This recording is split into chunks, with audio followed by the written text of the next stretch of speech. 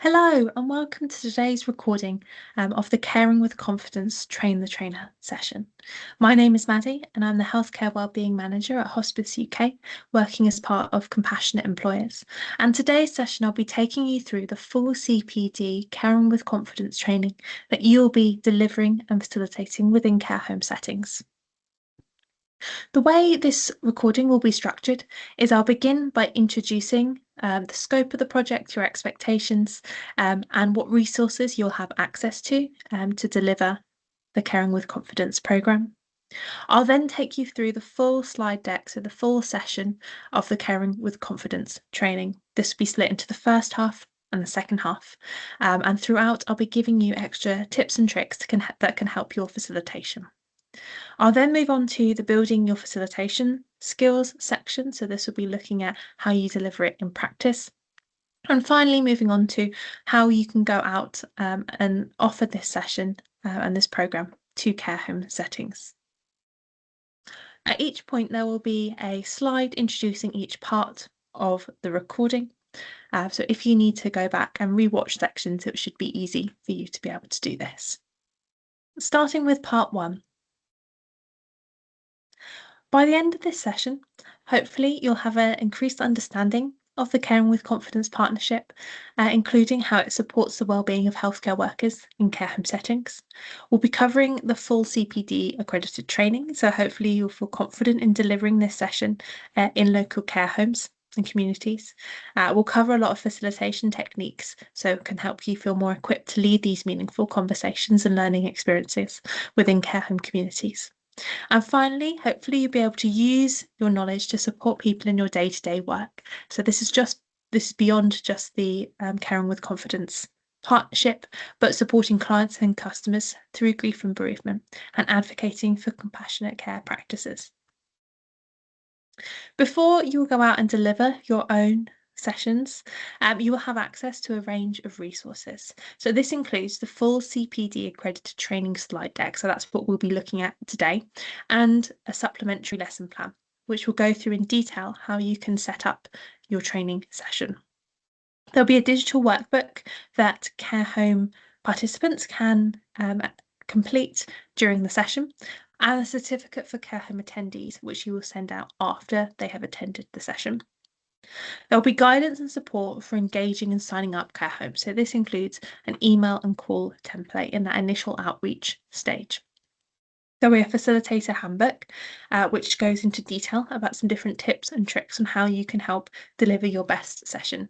And finally, there'll be access to resources and leaflets, which you'll be sharing with care homes. So this will cover what the Caring with Confidence partnership is, but also some further signposting that you can use. All of these resources will be linked on the SharePoint, and you'll have access to them at any point.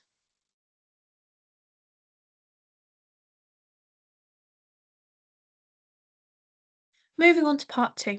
So this is the part I'll be going through the full slide deck of the Caring with Confidence training. And as I said, it's split into 2 halves. So I'll start with part 1. I will want to take you through all the slides. I'll give you some facilitation tips and take you through what I would say and how I would present each of the slides. So this will be the first slide that you will have on your screen if you're facilitating this session. You will add in your name and your job title, and this will be the landing point where you will introduce yourself. At the very start of a session, when walking into the room or introducing the session, it's really important that you are building that relationship within the care home setting so that everyone is comfortable and understands what today's session is about. This is really important as it really establishes an initial impression and the dynamic of the training before you have even begun. So begin by welcoming people into the room, asking how they're doing, how their day has been, making sure everyone feels comfortable, they have water, they have what they need, before starting on what the session will look like. After you have introduced yourself and who you are and why you are here, you will then go through the breakdown of the training session. So just like I have done at the start of today's recording, you will do this for the training session. It can help attendees understand what is coming, particularly as it is a sensitive subject. They can feel prepared to the subjects that will be discussed. It also helps them really stay focused. They know when the break is coming. They know how long the session is, and it can help really structure their learning. One way you can do this is good morning, everyone. Thank you so much for being here today. I know how busy your roles are, so I really appreciate you taking the time out to join this session. Today really is about learning, creating a space to reflect and share, especially around some of the most human parts of care: grief, loss, burnout, leadership, something that we are all facing working in this space. These topics can be emotional and challenging, but they're also incredibly important and central to the work that you do every day. So I'm going to break down what this session will look like today. We'll begin with a welcome and an icebreaker. I'll talk about the Caring with Confidence partnership, what it is, what it means. We'll then look at the first two topics: understanding grief and compassionate leadership and supporting your teams. After this, we'll have a short 10-minute break. And then we'll move on to our second two subject areas. So our role in a good goodbye, and burnout and compassion fatigue awareness. Finally, we'll end with a Q&A and some closing reflections. The next slide that you will introduce is stating what participants will be taking away from the session, what they'll be learning. This helps support participants in staying focused on how they will directly benefit. So the way I would introduce this slide would be: before we go into the content, I want to take a moment to share what we'll hope you'll take away from the session. We're going to be covering some really important topics, so this is what we're aiming for.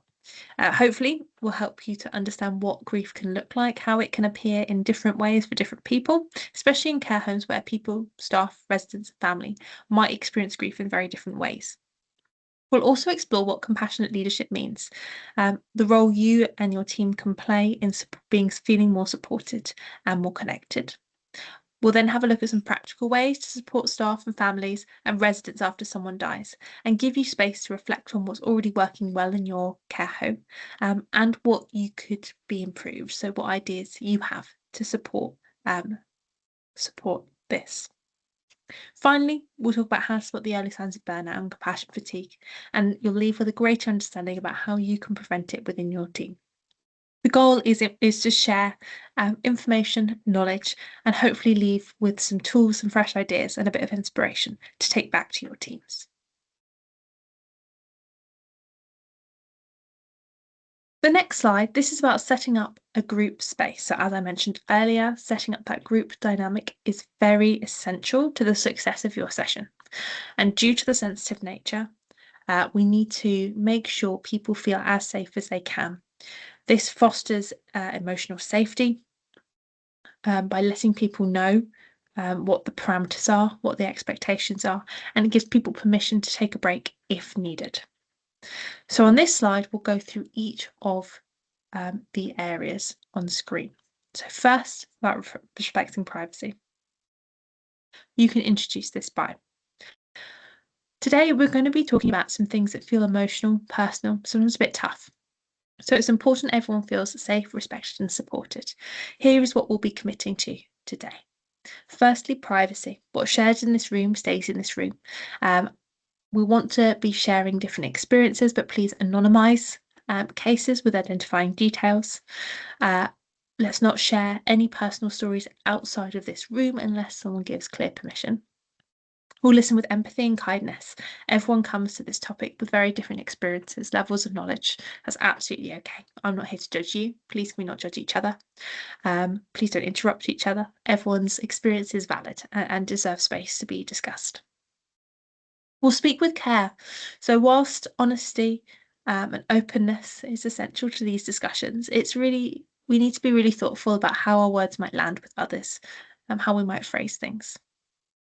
Supporting, not solving. We want to support each other and support a really productive, supportive team, but not necessarily step in and fix things if someone does not want that.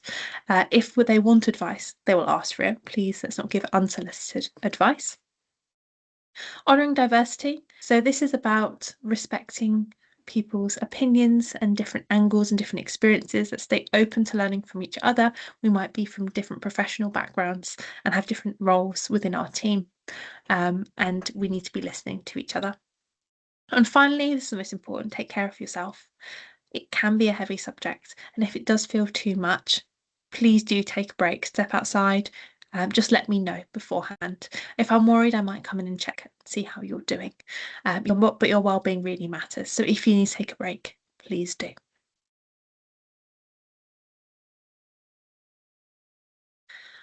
The next slide is about introducing that initial check-in activity. We need to make sure we are doing these check-ins and scanning these QR codes.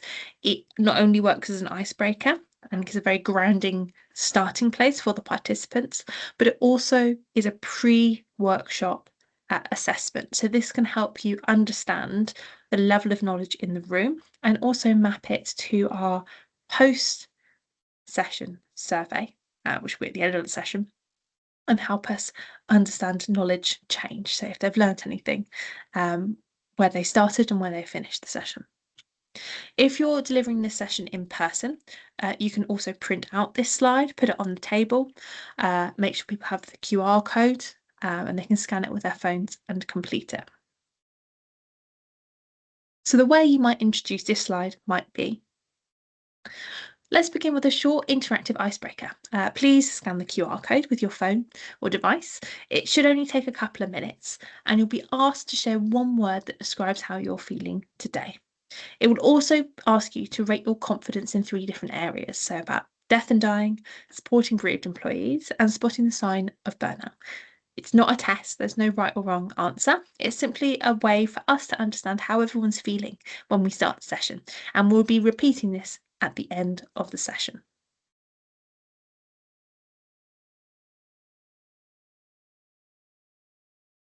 The next slide, whilst you will have introduced yourself at the very beginning of the session, gives you a little bit more time to go into a bit more detail about who you are.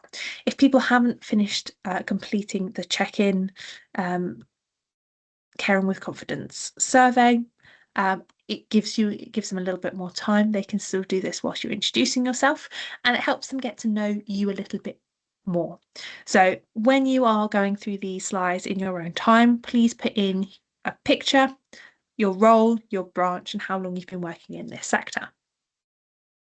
It can be helpful to give a little bit more knowledge and about who you are as a person outside of just your working role. The next slide goes into more detail about what partnership is. There are 4 slides on this that will be discussing this in detail. You do not need to read it verbatim, but pick out those key points. Again, gives the participants an understanding of what the project is. So this could look like, this session is part of the Caring with Confidence project. It's a national partnership focused on improving the care we give, how we grieve, and how we say goodbye in care settings. It's been designed specifically for people like you, for people working in care settings, for people leading in care settings, who support residents and staff through some of the most emotional and complex moments of their lives. We know that grief, loss, emotional strain is part of everyday life in care, but often we don't give them much attention. We're so focused on supporting others, we often don't think about ourselves. And this session is aiming to give you a little bit more confidence in how we can support our teams, how we can talk about these subjects which can feel quite sensitive and difficult, and as well as sharing some practical tools. We know that retention is important within care homes, and turnover is really big, because a lot of people report that the reason they're leaving is the emotional weight of the work. It's a really hard job, and most of us work in this sector because we care for others. Grief and loss are part of the job, but it doesn't mean that we should just get on with it and not acknowledge or make space for it. And that's where this training really comes in. As I said, we're a partnership. One part of the partnership is Dignity, so we're one of the UK's largest end-of-life providers, supporting thousands of families each year. We also support care homes by delivering other sessions that you might find helpful. So dispelling the myths session, which is about debunking myths around funerals, including costs and types of funerals. The other part of the partnership is compassionate employers. And Hospice UK is a national charity for hospice and end of life care. They work across the country to make sure people who are dying and their loved ones get the support they need. The Compassionate Employers Programme is all about helping organisations support staff through tough times, whether that be illness, care and responsibilities, bereavement, and they do this in a few different ways. One of them is the well-known Dying Matters partnership. And together, between Dignity and Compassionate Employers, we're bringing together all that expertise into care home.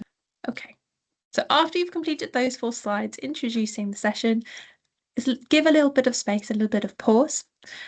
We can ask if there's any questions, if there's any thoughts so far. You might not actually get many reflections at this point. We're still early on in the training, but it does allow you time to collect your thoughts. And it ends that introductory section before starting the main bulk of the content. This slide is about understanding grief and introduces the main bulk of the content in part 1. The first slide after this sets out some different definitions that are used throughout the training. And as the facilitator, it is worth spending some time going through each element and spend time on these definitions. It's also important to note that this slide may bring up some feelings for participants who may not have had any of these feelings or experiences acknowledged. It might be giving words to some of the experiences they've had. So just be mindful when you're going through this slide. One way you could introduce this slide would be, let's take a moment to reflect on some key terms around grief and how they might show up in care homes for both residents and staff.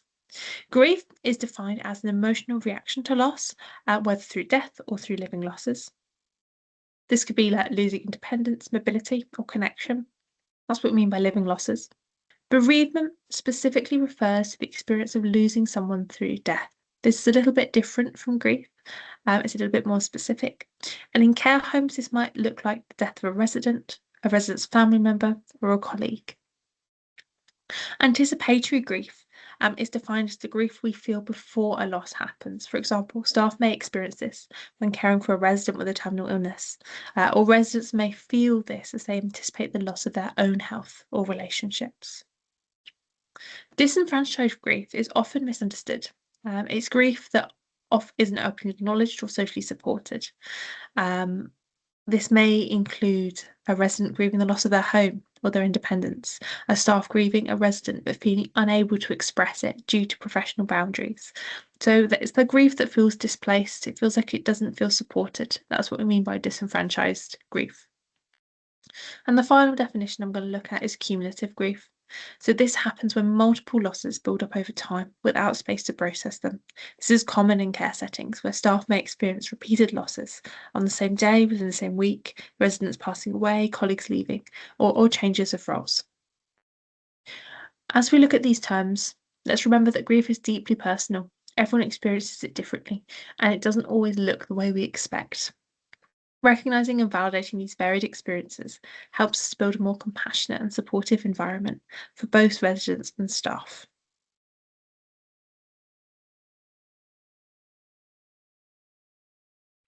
This is the first activity you will do with the participants. It asks participants to choose a word and think about what grief looks like, what words come to mind in each of the categories on screen. So what grief looks like emotionally, physically, behaviourally, spiritually, cognitively. You can run this activity a few ways. You can ask participants to get into pairs, choose a word and discuss it. You can split the room into 5 groups, assign a word to each group and ask them to explore what grief looks like and what words come to mind. And it's important being flexible when we're running activities, particularly if it's a quiet group. Asking participants to just talk to each other, smaller pair work may be more effective. So the way I'd introduce this activity is by saying, In care settings, grief can show up in many ways and it can look very different for different people. These are 5 categories that grief often impacts. I'd like you to think of what words come to mind in each of these categories. For example, the emotional impacts could look like people feeling guilty, people feeling sad, people feeling angry. I would then set aside 5 minutes to ask them to complete this activity before feeding back.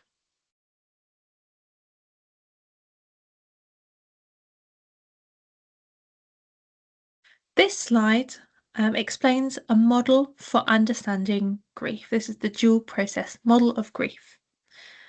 It is worth spending a little bit of time on this model. This might be something that participants haven't heard of, and it's worth explaining it in a bit more detail. The way I would go about this would be: some of you might have heard of different models of grief. The 5 stages of grief is a really common one that people often refer to, and there's some information in your workbook to this theory.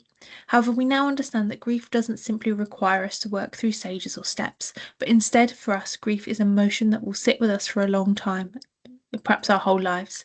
And the dual process model can help us explain what this looks like in practice.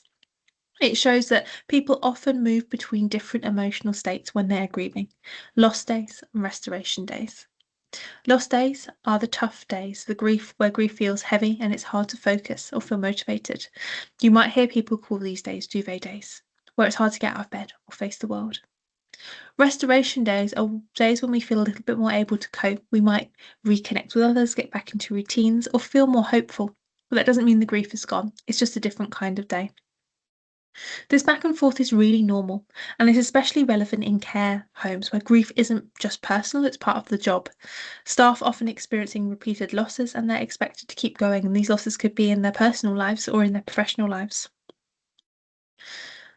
This is why grief can be really hard for care staff. They have to keep supporting others and others' grief, even while they're hurting themselves. And sometimes they might go through multiple losses in a short time, which can be very emotionally exhausting. There's often no time for closure, no space to say goodbye, and they're doing a lot of emotional labour. So understanding this process, this movement between lost days and restoration days, can be really helpful in understanding how our colleagues might be processing grief. Even if one day they feel fine, you can recognise that grief isn't linear for them, and they might experience lost days even after they seem to be coping well. We need to recognise that ebb and flow. As managers, as colleagues, one day a team member might be withdrawn, and the next day they're back to their normal self. And compassionate leadership is about noticing these patterns. Being a compassionate colleague means supporting our colleagues through these processes. This next slide specifically looks at loss in care homes.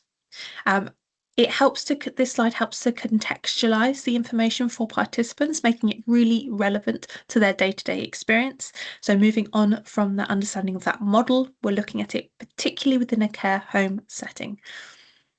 So this slide, the way I would present this slide would be: let's take a moment to think about when grief occurs in care homes. We often hear the word grief and sometimes think of bereavement or death, but as we know, grief, bereavement, anticipatory grief all might be things that are coming up for people at work and at home. For residents, grief might come from losing physical ability, like walking or speaking, being separated from friends or family, leaving their home or familiar surroundings, changes in routine or loss of independence, or the death of a fellow resident. For staff, grief might look like losing residents they've built relationships with, seeing residents decline in health, colleagues leaving or changing roles, or feeling emotionally drained from the repeated exposure to loss. The next slide is another activity we would ask our participants to take part in. Again, this allows a little bit of reflection time. So the structure of this activity will be to ask participants to individually think about these questions for a few minutes and then feed feedback to the group. This is a sensitive activity, and depending on the group, people may or may not feel comfortable sharing their thoughts. You can ask them to do this activity in pairs. You can ask them to think about a workplace context, if that would be helpful, or a personal context. And that reflection process just gives them a bit of time to think about these things. The way I'd introduce this activity would be: we're now going to spend some time reflecting on the real moments where we've supported someone through grief. This activity is about sharing those experiences, learning from each other, and thinking about what helped. Please take time to open your workbooks, take a few notes for personal reflections, or just think quietly to yourselves. If you would prefer, you can also speak about this in pairs. This activity should take about 5 minutes. After asking participants to feedback on that activity, you can open up the floor for some more questions and reflections. Again, there may or may not be many questions, but it does allow time for participants to process and apply the information. The next slide introduces the next key topic that we'll be covering, which is compassionate leadership supporting your teams. Once again, at the start of our section, we want to define the terms that we'll be using, and this slide defines what we mean by compassionate leadership. Again, people in the room, participants might have varying levels of understanding as to what this means in practice, and this is a really helpful definition. The way I would facilitate this slide would be: we're now going to be thinking about compassionate leadership and being a compassionate leader or being a compassionate colleague. Compassionate leadership involves building strong, trusting relationships with people in our organisations. This is through careful listening, understanding, and supporting. We can support our teams to feel valued, trusted, respected, so they can do their best work. It includes making it safe for staff to talk about how they feel and show staff that they matter, not just for their work, but as people. You don't need to have all the answers. It's about being present, listening well, and responding with kindness. And in care settings, this kind of leadership, this kind of behaviour as colleagues can make a huge difference for staff and residents and quality of care that they are giving. The next slide is about psychological safety. And again, this is another term we need to define as the facilitator. The way I would define this would be: one of the most important things for care home staff is to lead with compassion, is to have a team built on psychological safety. Compassionate leadership is all about psychological safety. What this means is that everyone is able and feels okay to speak up, ask for help, or tell you how they're really doing without fear of being judged or ignored. As staff often deal with very emotional situations, support from others through loss and through stress is absolutely key into helping them cope with their grief. If people don't feel safe to talk, they might stay silent, push through, or burn out. The next slide offers another framework for understanding compassionate leadership. This is a framework from the King's Fund 2022. And in a similar way to the way we explored lost days and restoration days, it is worth spending a little bit of time on this framework as it's something that participants may not have heard of. Again, it's important to bring this with context, so applying it to the care home setting so it's really relevant to the participants. The way I would introduce this slide would be: when we're looking at compassionate leadership, the King's Fund explains that there are 4 key components. The first one is attending, we then have understanding, empathising, and then helping. Attending means being fully present with someone, and in care homes, this looks like giving someone your full attention, whether it's an employee who's feeling upset or vulnerable, or if they're coming to share something positive that's happening.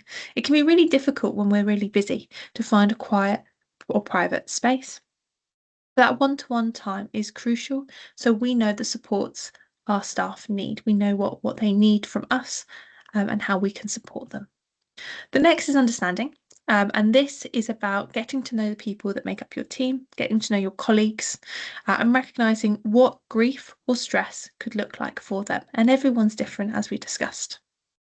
When we understand someone's experience and what other challenges they might be facing, we can actually offer them support that fits with what they need. And building those strong relationships within our teams is fundamental for their success, their well-being. The next is empathizing, which means being emotionally present. So, whilst attending is fully listening, empathizing is emotionally present, being with them through their pain or sadness without trying to solve it or make it better. It's about saying, I hear you. Thank you for telling me. It's okay you feel this way. Empathy helps people feel safe and supported and less alone. And finally, helping. This is where we take action, not just pointing someone to support, but really stepping in to help.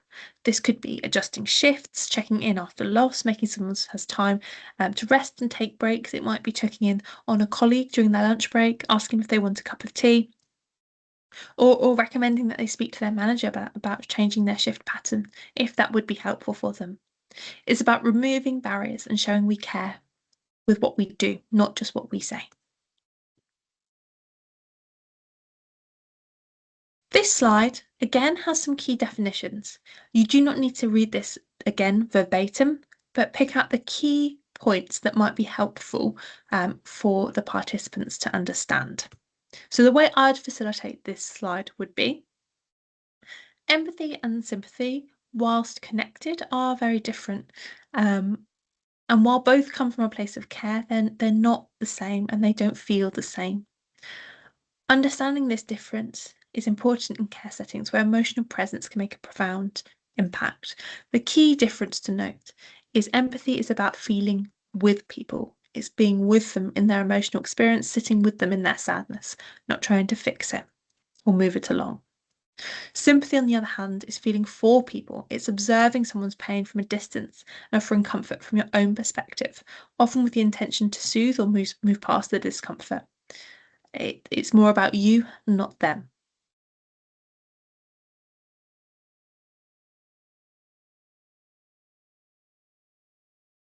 The next slide is once again another reflection activity. So very similar to how we facilitated this before. It's asking the participants to think about some key questions and reflect on it. The group might feel a little bit more confident to share now that they've had a few activities and have spoken to their colleagues. So again, you could split this into small groups and ask them to talk about it. You could ask them to think about it on their own. And when participants may be discussing their thoughts, as a facilitator, it's helpful to go around to each group and speak to them directly. This keeps the activity informal and conversational when discussing more sensitive experiences. Some of these questions can be quite tough, especially when we're reflecting on things we could have done differently. There might be feelings of guilt or shame that come up. So just be really mindful when we're talking to the participants about this activity on this slide. The way I would facilitate this activity would be, we're now going to take a couple of minutes to think about those moments that we considered previously. So when we supported someone through grief. Again, it could be a professional experience, it could be a personal experience. I'm going to ask you to think about what was most helpful about the support you offered. Looking back, is there anything you've done differently? And what did you learn from the experience? This is not about judgment or shame or beating ourselves up for what we've done before, but instead how we might learn from these experiences and support our colleagues who might have been in a similar experience to you. The final slide, which completes part 1 of the Caring with Confidence training session, is once again a questions or reflections. As I've said previously, there may or may not be questions or reflections, but again, it gives people a little bit of time to think about what we've been discussing. It's just before the break, and this is a key break point. Again, we've been discussing some heavy topics. So the way I'd facilitate this with my participants would be, we've now come up to the break where we'll have 10 minutes to get a cup of tea, stretch your legs. It's been a heavy first part of the session. We've been talking about some difficult things, so please do take this moment to unwind and take a moment for yourself. The break will be 10 minutes long and then we'll come back for part 2. At this section of the recording, we will now move into the second half of the Caring with Confidence slides. I will once again take you through all the slides. I'll give you some facilitation tips and take you through what I would say and how I would present each of the slides. The first topic in the second half of the session is our role in a good goodbye.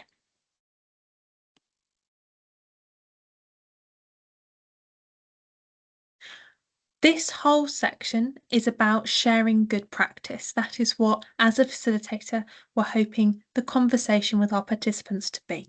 This is space to allow participants to reflect on good practice, what they do well, how they can embed compassionate work into their day-to-day, and discuss some different ideas of what that could look like in the future. The way I would introduce this slide would be: in our work, we're often present at one of the most profound moments when someone is nearing the end of their life, and that comes with a really unique responsibility. We have a responsibility to communicate openly, compassionately with residents and their families about death, dying, and their final wishes. These conversations are not easy, but they're also incredibly meaningful, and they can help ensure a person's wishes are known and respected. Secondly, we have a responsibility to honour and witness the passing of our residents. This means making space for grief, not just for families, but for fellow residents and for each of our colleagues who might be impacted by these deaths. It's about acknowledging loss and not rushing past it. And thirdly, we have a responsibility to care for our teams. We know that frequently being exposed to loss and suffering can really take its toll. So we must create a space for vulnerability, for trust, and for sharing the emotional load of caring. This is how we sustain ourselves and sustain each other.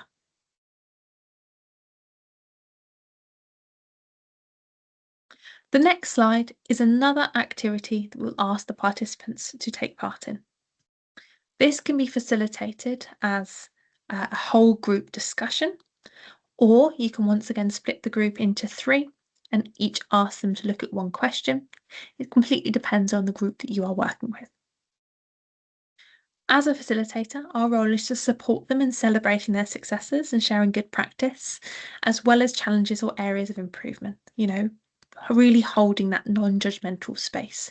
If we're experiencing any judgment from the participants, remind them of that initial slide about how we are respecting each other in this session. It's also a key opportunity for you as a facilitator and as a funeral director to understand how care homes work, what support they already have in place, ways that you might be able to work collaboratively with them. It's an opportunity to share flyers, to have conversations about grief and funeral planning. So this might be another point where you could bring them back to the Dispelling the Myths session, particularly around funeral planning. The way I'd introduce this slide would be: let's take some time to explore how we can strengthen our compassionate end-of-life care for residents, for family and staff. You'll see there are a few questions on the slide, and I'd like you to talk them through and think about what your care home does well and where there's room to grow. So firstly, how can we support healthy, open conversations about grief? So some ideas might be using kind, respectful language, understanding how to have these conversations. Number two is how we can honour those who have died. So some ideas might be memory books, moments of silence, sharing stories, or photos, depending on your care home setting. And thirdly, how we can support staff and families after death. So this could be reflection time, follow-up support for families, or space for staff to grieve and decompress. The final section of the training is the Caring for Carers Burnout and Compassion Fatigue Awareness section. At this point, let the participants know that this is the final section. Again, this helps frame the time for the remaining participants so they know how long is left. They know that this is the final part that they will be discussing.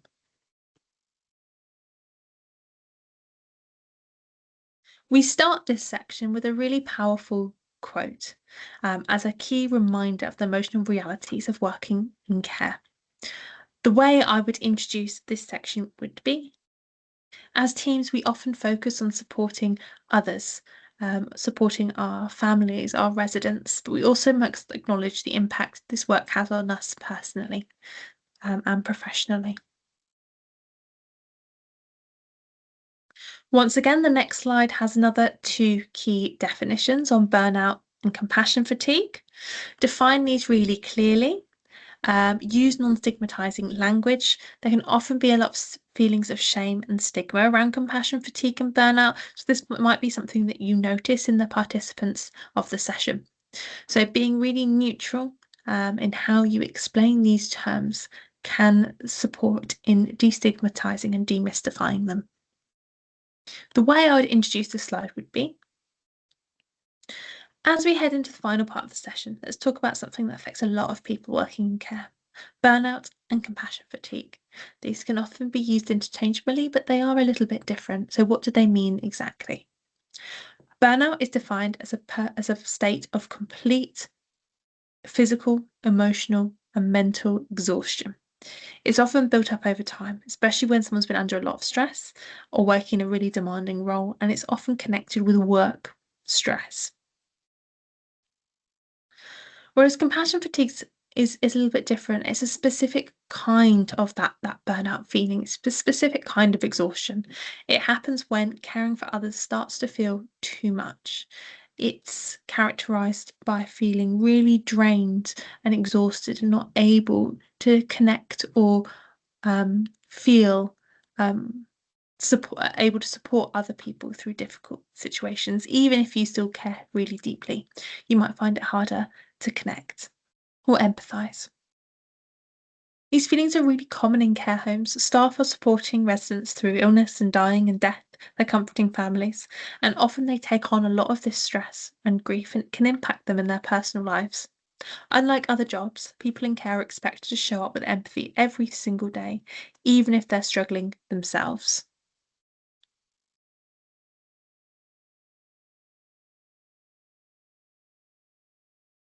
The next slide is another conversation activity. You can ask the participants to think about some different areas that burnout might impact. There are some on this slide. Again, like I mentioned previously, there can be a lot of stigma around this, so be really mindful in how you are framing this. If participants are judging each other, please intervene and you know discuss that this is a non-judgmental space. But it is an opportunity for participants to think on themselves how they might feel when they're burnt out, how they might feel when they're struggling with compassion fatigue. The prompts on screen can help facilitate this conversation. So the way I would introduce this slide would be, we have some prompts on screen about what burnout can look like. These are some examples. I'd like you to have a think about how you might feel when you're feeling burnt out. What does that look like for you? For some people, they might feel withdrawn, irritable, emotionally distant. For others, they might find it harder to connect, even if they're usually very chatty and conversational. They're finding it hard to have those conversations. Some people might experience increased anxiety, sadness, or anger, get really frustrated easily. So have a think about what burnout looks like to you.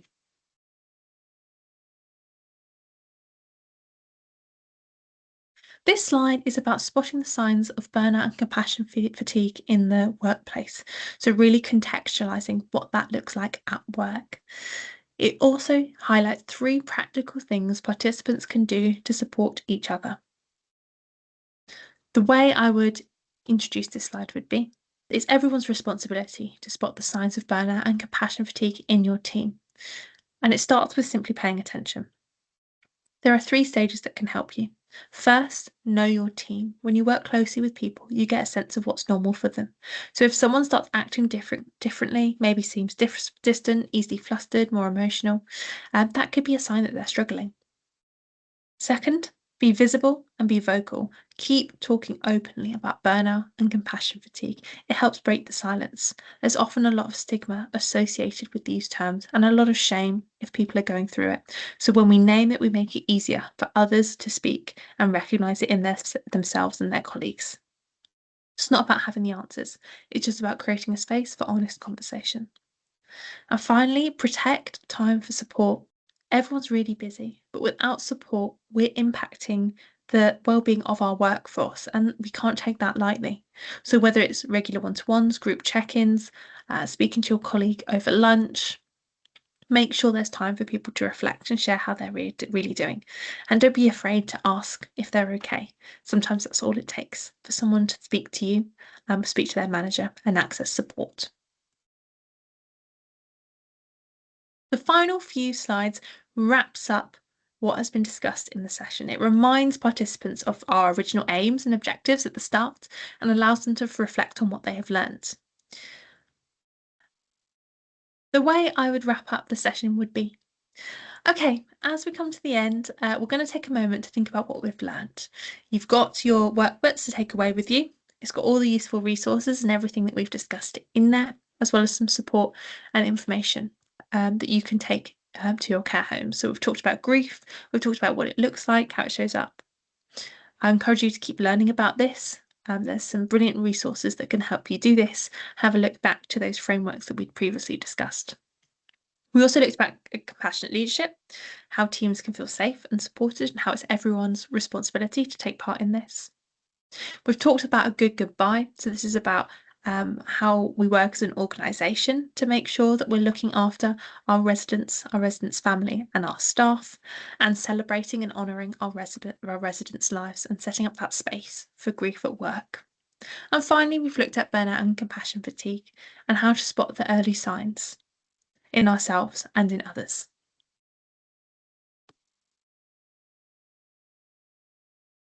The second to last slide of the session is that checkout survey. So like we had the check-in survey at the start, we've got a checkout survey. This is a different QR code, so you can't use the same QR code as you did at the start. If you are printing out slides, please print out this slide and make sure you've made a note that this is the final checkout quiz. And again, the reason that we're doing the quizzes is to collect data on that participant learning. It helps you compare what knowledge they have acquired. There's also an opportunity for them to provide feedback to you and for you to learn about your facilitation techniques. It helps you reflect on what they found helpful or less helpful when you go out and deliver a session next time.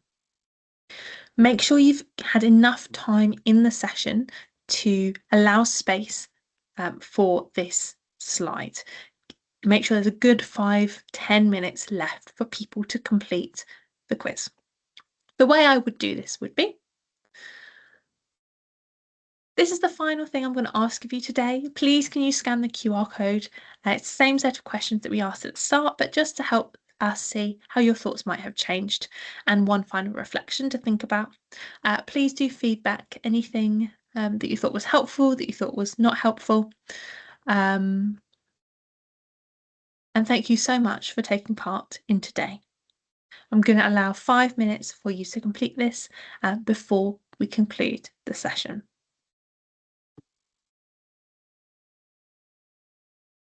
The very final slide you will facilitate will be the questions and reflections. We've had a few of these throughout the session, had opportunities for people to share their thoughts. This is the most important one. Sometimes it takes people a little bit of time to think about what questions they might have for you, what questions they might have about the session.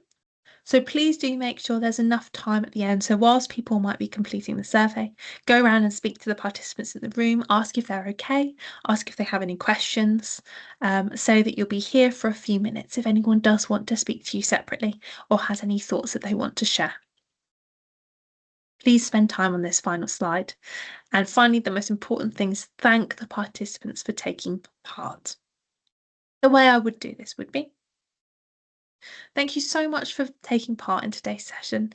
It's so great to explore these topics with you, and I have learnt so much. I can share some further resources if you'd find that helpful. You have a lot of information in your workbooks, but there are some leaflets I might be able to share with you after as well.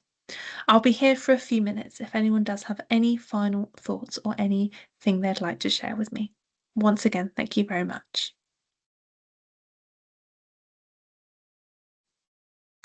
Okay, I hope that was helpful for you going through all those CPD slides. As I said, you'll have all those slides and the notes to be able to facilitate those conversations yourself.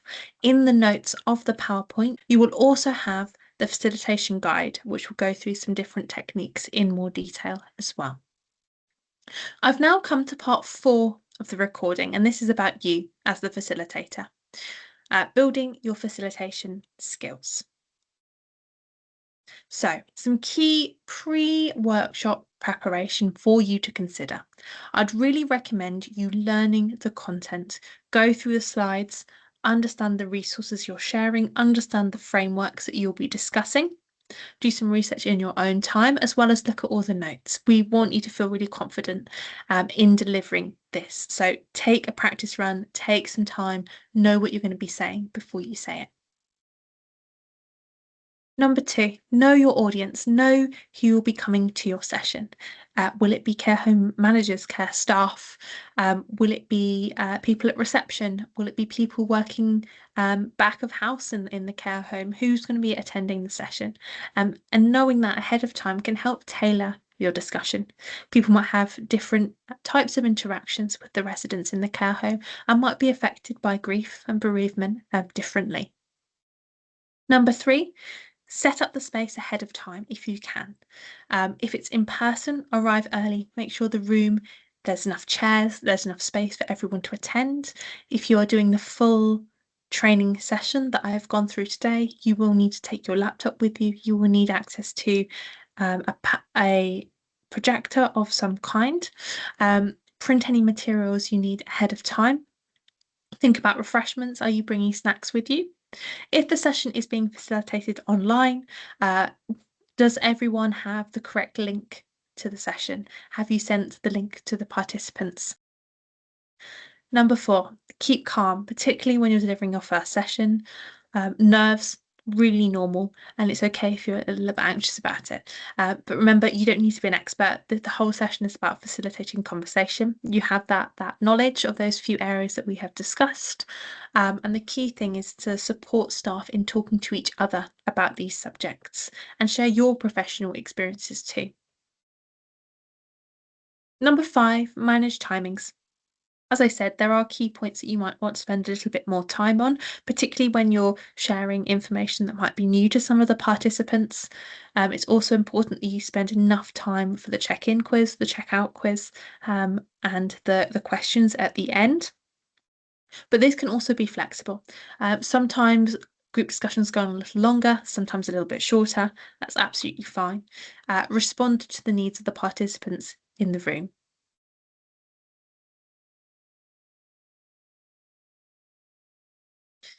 Top tips for delivery. Be as conversational as you can. Once you've learnt the content, this will be a lot easier. You can also follow the lesson plan as a guide. That can be a really helpful framework to use to set out your timings. Number 2, value the knowledge in the room. Just as you bring a lot of knowledge into the space, so do all your participants. They might have different experiences, different professional backgrounds, and really encourage everyone to join in. Value what the experiences they have. If someone is already familiar with this content, celebrate it. Ask them, "Oh, brilliant! I'm so glad you've heard about these things. Tell me what you know." Share your knowledge and your experiences, and that can really help that conversational dynamic. Number 3, use silence for reflection. It can sometimes be really easy to panic if suddenly no one's talking. As I said, at the few different points during the facilitation where there are activities, if it is a quiet group, put people into pairs, ask them to speak to each other before sharing in the room. That can help increase confidence.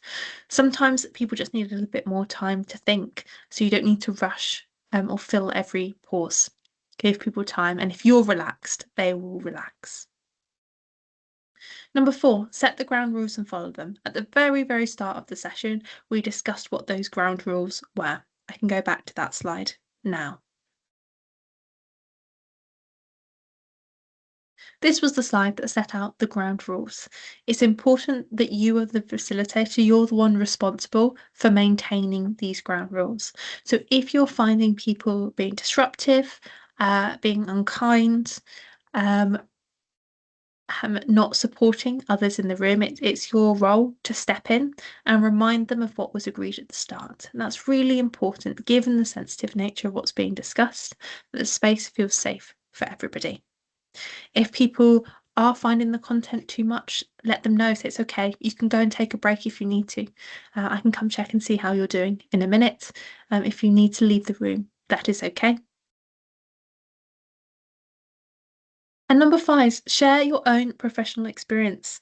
You have a lot of knowledge and experience. Please bring this into the room and tell people what your thoughts, your perspectives, your times where you've interacted with grief or bereavement in a professional capacity or in a personal capacity. Again, just being mindful of anonymising any identifying details of people, but your professional experience is really beneficial to everybody in the room. Presenting with confidence. So we've got some top tips for delivery now for the presenting, and these are just some things to think about when we're delivering. When we're looking at body language, try and stay relaxed and open. If you're relaxed, your participants will be relaxed. How you come across really sets up the dynamic in the room. So uncross your arms, uncross your legs, roll your shoulders, take some deep breaths, smile, make it a welcoming space for participants. Think about your voice. Particularly if we're nervous, we can often find ourselves talking quite quickly or talking quite high pitched.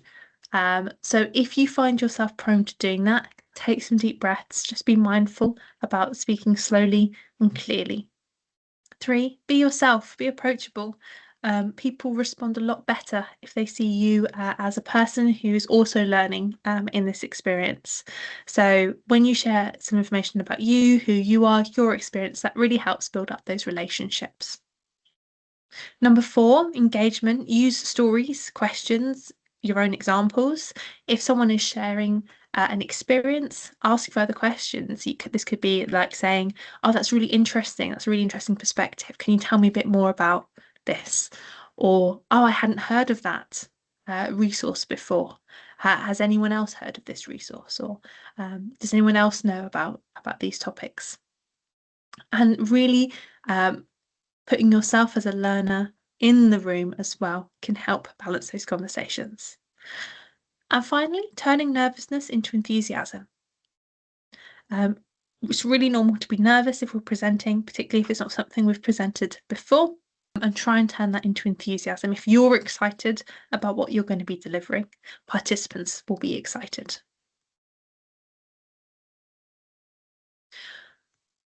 Finally, I'm going to look at some common challenges and some ways that you might be able to respond.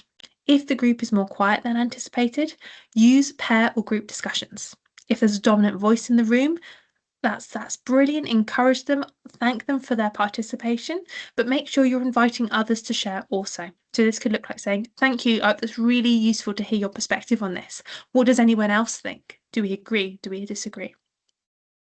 If you're running out of time, keep on focused on those key messages. If you need to move through the content more quickly, that is okay. Focus on those key points that you want participants to have. Is the group responding more emotionally than expected? Acknowledge this. Let them know that it's okay. This is a hard topic to be talking about, and thank them for sharing their experiences. Let them know if they need to take a break, they can do. And finally, are you finding some of the questions difficult? Is someone asking you something that you don't know? You can thank them for their question. Invite group insights. Other people might know the answer. Let them know, like, actually, I really don't know the answer to that question. That's a brilliant question. I'm going to find that out. I'm going to let you know. I can send you an email afterwards. That might be a way of managing that situation. And the final section of this recording, thank you so much for bearing with me. It is a bit of a long recording, but this is about taking the training into practice. So practically what you'll need to be doing next. So when you're discussing with care homes, the benefits of the Caring with Confidence program, these are 3 areas that you could discuss with them. So you could discuss the benefit for them as employers, so creating that safe space for reflection and to feel heard. The benefits for the care home. So if people are feeling upskilled and feeling confident in sharing their experiences, this improves staff satisfaction and belonging. They can speak to their managers about what they need and improve that communication. And finally, the benefits for residents and families. Again, if staff attend this session and they feel that they have a greater understanding of grief, of bereavement, of those experiences and the impact on them, this improves the quality of the care that they are giving. Some ways to initially reach out to care homes. These are some top tips. So start local, focus on care homes in your immediate area or region. You will have access to an Excel tracker spreadsheet, so where you can note down what care homes you will be contacting, and you can see what other trainers in your local area who they might be contacting to, just so that there's no overlap. Have a look at the care homes to help you better understand their priorities. See if you can have a conversation with them about what their needs might be. What's the size, what's the scale of the care home that you'd be going into? And what support would they like to know about? Would they like the caring with confidence? Would they want to know about some of the other sessions you deliver? You can use directories like the Care Quality Commission for England or local authority websites to locate local care homes that you can reach out to them. And finally, as I mentioned at the start, you will have some a call script and some email scripts that you can use to initially reach out to care homes. This is an example on screen, and make your offer really warm and clear. Just to reiterate again, this slide was here at the start of the recording, but I'll go through it at the end as well. On the slide are all the resources that you will have access to that will be on the SharePoint. The ongoing support that will be available will be with your regional marketing executive, where you can share learnings and learn from each other. There'll be monthly meetings that'll be set up. You can contact your regional marketing executive outside of meetings as well. So if you're having difficulties with any outreach techniques, they can support you with that. And your cluster managers can support you run through the content, accompany you on some of your first sessions, and help you build confidence.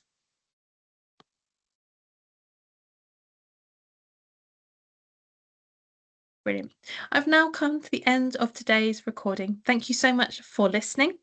And hopefully we've covered everything that you need to know. If you do have any questions, I would direct you to your regional marketing executive if you have any questions or concerns.